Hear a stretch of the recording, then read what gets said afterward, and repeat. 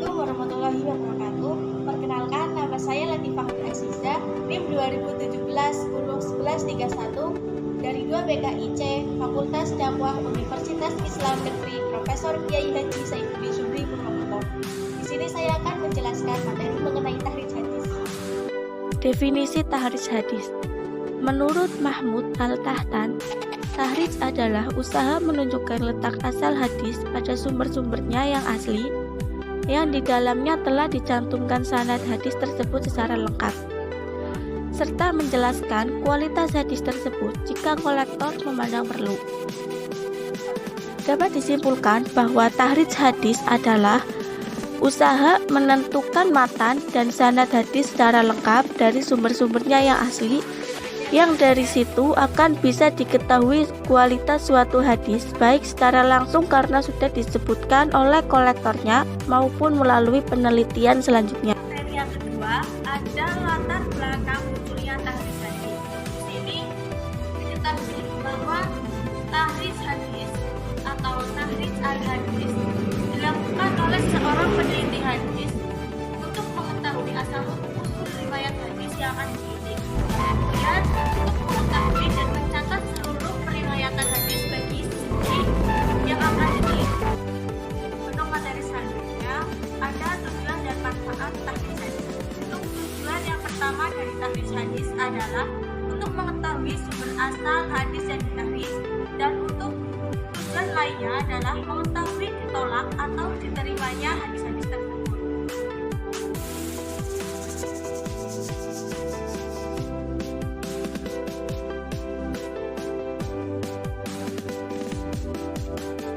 Manfaat dari tahrij hadis yang pertama, dapat diketahui banyak sedikitnya jalur periwayatan suatu hadis yang sedang menjadi topik kajian. Manfaat tahrij hadis yang kedua adalah dapat diketahui status hadis sahih lisati atau sahih li khairihi, hasan lisati atau hasan li khairihi. Demikian juga dapat diketahui istilah hadis mutawatir, masyhur, aziz, dan gharibnya. Yang ketiga, dapat menghilangkan kemungkinan terjadinya percampuran riwayat. Selanjutnya, dapat menjelaskan sebab-sebab timbulnya hadis melalui perbandingan sanad-sanad yang ada. Dan yang terakhir, memperjelas perawi yang samar, karena dengan adanya tahrij dapat diketahui nama perawi yang sebenarnya secara lengkap. Kitab-kitab yang diperlukan. Yang pertama, Tahrij Hadis Al-Muhadzab li Abi Ishaq Al-Shirai karya Muhammad Ibnu Musa Al-Hazimi yang wafat pada tahun 584 Hijriah. Kemudian ada Tahrij Ahadits Al-Mukhtasar Al-Kabir li Ibnu Al-Hajib karya Muhammad Ibnu Ahmad Abdul Hadi Al-Maqdisi yang wafat pada tahun 744 Hijriah. Cara pelaksanaan dan metode tahrij. Yang pertama, tahrij melalui lafal pertama matan hadis. Dalam mempergunakan metode ini, ada 3 macam kitab hadis yang sangat membantu. Yang pertama, ada kitab-kitab yang berisi himpunan hadis-hadis yang tersebar luas serta termasyhur di tengah masyarakat. Kemudian ada kitab-kitab yang menghimpun hadis berdasarkan urutan huruf mu'jam atau hijaiyah. Dan yang terakhir, kitab-kitab mafatih dan faharis yang dikarang para ulama untuk kitab-kitab induk tertentu. Yang kedua, melalui kata-kata dalam matan hadis. Di dalam metode ini, hadis-hadis yang dicantumkan hanyalah bagian matan hadisnya saja. Sedangkan nama perawinya atau sanad serta nama-nama kitabnya dicantumkan di bagian potongan hadis tersebut. Yang ketiga, melalui perawi hadis pertama. Dalam melakukan tahrij dengan metode ini ada 3 jenis kitab hadis yang akan sangat membantu sebagai berikut. Yang pertama ada kitab-kitab musnad. Yang disebut kitab musnad adalah kitab hadis yang penyusunannya berdasarkan sanad pada tingkat sahabat. Pengarang kitab musnad tersebut mengumpulkan hadis-hadis yang diriwayatkan oleh masing-masing sahabat secara terpisah. Yang kedua, mu'jam hadis.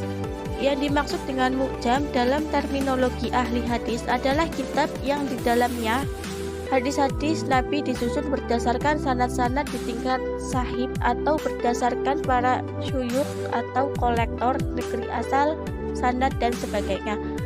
Yang terakhir, kitab-kitab atraf. Yang dimaksud dengan kitab-kitab atraf adalah suatu jenis kitab hadis di mana hadis-hadis yang dimuat hanyalah potongan-potongannya saja, kemudian dengan sanad-sanadnya baik berdasarkan penelitian pengarang maupun dinishabkan pada kitab-kitab tertentu. Sebagian pengarang kitab jenis ini menyebutkan keseluruhan sanad dan sebagainya hanya menyebutkan kolektor saja. Yang keempat, tahrij berdasarkan tema hadis. Tahrij hadis dengan metode ini didasarkan pada pengenalan tema suatu hadis yang ingin ditahrij. Dengan demikian, maka metode ini hanya efektif digunakan oleh orang yang punya kemampuan dalam mengidentifikasi tema hadis. Yang kelima atau yang terakhir, berdasarkan status hadis. Metode terakhir ini, penelitian hadis berangkat dari pengetahuan akan klasifikasi dari kualitas suatu hadis.